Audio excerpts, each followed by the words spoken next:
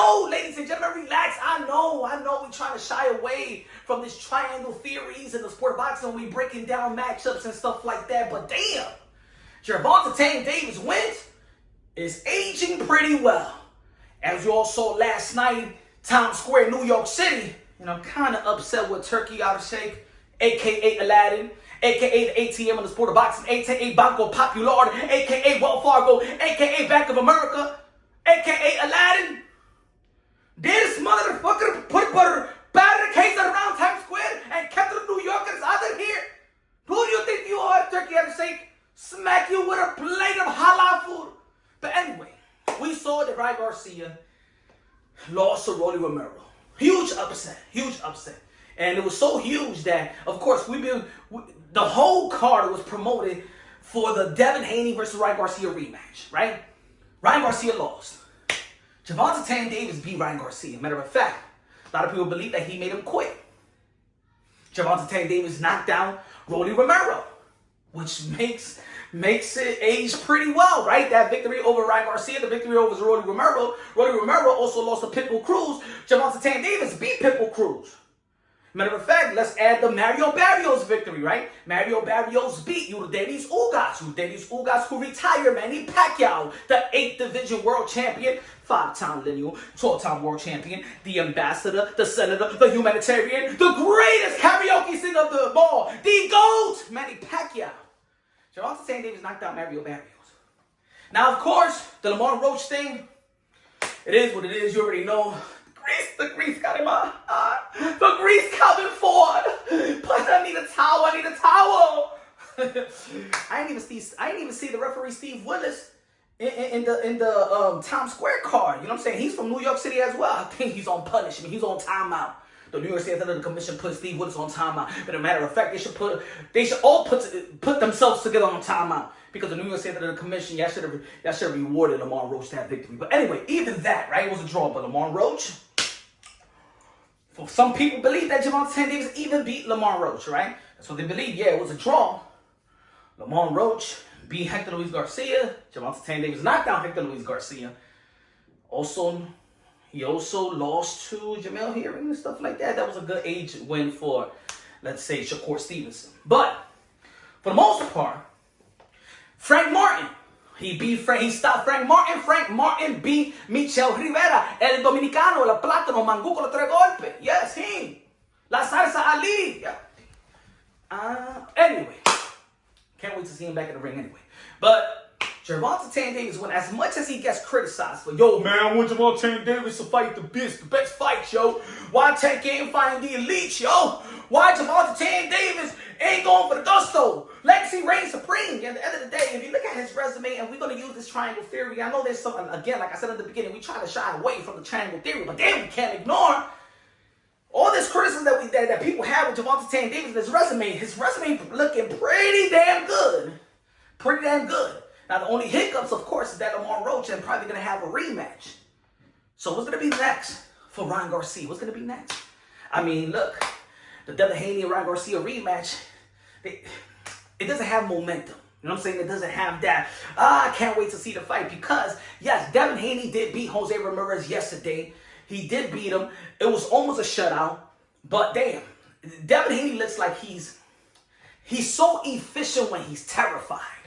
You understand? And I don't want to contradict our assessment with Devin Haney as well. That could have been a potential fight right there, Gervonta Davis and Devin Haney. But I know a lot of people felt that Devin Haney's performance was underwhelming, right? I think that Devin Haney, again, like, you know, he seemed like he fights scared, don't want to get hit. Yet at the end of the day, it's so efficient, and we can't contradict ourselves because when we ask Devin Haney, yo, go out there and stop running, go out there and fight. Then he fights with Vasily Lomachenko and stand in the pocket and stuff like that. And then people was throwing bottles at Bill Haney and Devin Haney, Bud Lights and stuff like that, because they felt that Lomachenko won the fight. But at the end of the day, it was a good chess match between Lomachenko and Devin Haney stood his ground, right?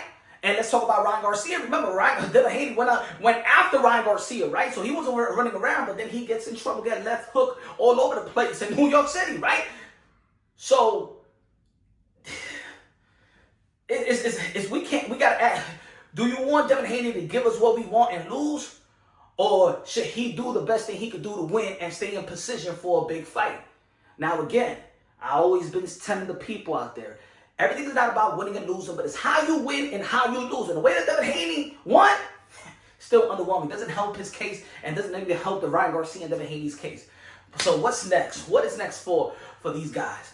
Gervonta Davis is going to be fighting the rematch with Lamar Roach.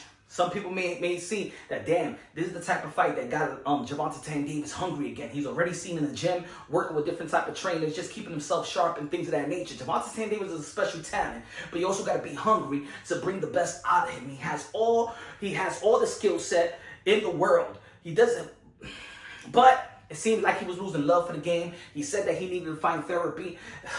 Look. The last time that had therapy, the last guy that had therapy was Ryan Garcia. Everybody was begging for Ryan Garcia to get therapy, to seek help, to stay sober, and that he give us that type of performance. As a matter of fact, I want the drunk Ryan Garcia back. Yeah, I want the drunk, the dude that's having orgies and stuff like that in fight week. Yeah, we need that crazy savage Ryan Garcia. At the end of the day, this is boxing.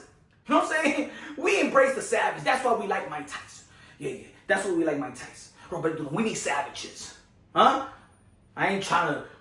I want Ryan Garcia to get clean and do the right thing for the community. He's a role model. You don't give a damn about Ryan Garcia being a role model, because when he was all nice and clean cut and stuff like that coming in, you was calling him a diva. You was calling him a diva, a social media superstar and stuff like that. Yeah, at the end of the day, as much is this video, I'm saying that it aged well. The Gervonta Davis, the Rolando Romero beating Ryan Garcia, that is aging well, right? The question is, who truly is Ryan Garcia?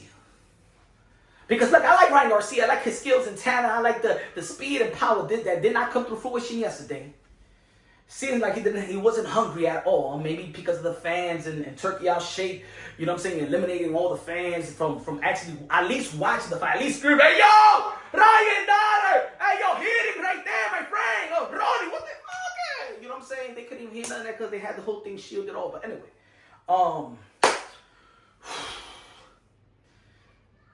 Teofimo Lopez and I want to see Teofimo Lopez versus Boots Ennis, as Teofimo Lopez also was the best performer last night. Yes, the biggest upset was Rolando Romero, but after the knockdown, it wasn't too many highlights, right? Teofimo Lopez was a masterclass performance, everything working on all cylinders, and I'd love to see a Boots Ennis versus Teofimo Lopez fight. That would be incredible. Lenio versus Ring Magazine versus Ring Magazine. You feel me? Unified champion, the welterweight division, a two-time Lenio champion, and Teofimo Lopez daring to be great, stepping up. He did his thing at 135, did his thing at 140. What you think he's gonna do at 147? Huh? You gonna tell me that? Oh, I think that Boots. I like Boots. Y'all know that. Y'all follow the channel. We've been documenting Boots for a long time. I probably was the first one in YouTube that was really pumping Boots Ennis like that, right? Until other channels be going at Boots, and yo, Boots, don't be messing with that guy Punch, yo. Don't be, you know what I'm saying? They be jealousy out here in the YouTube boxing community. But anyway, that would be a good fight.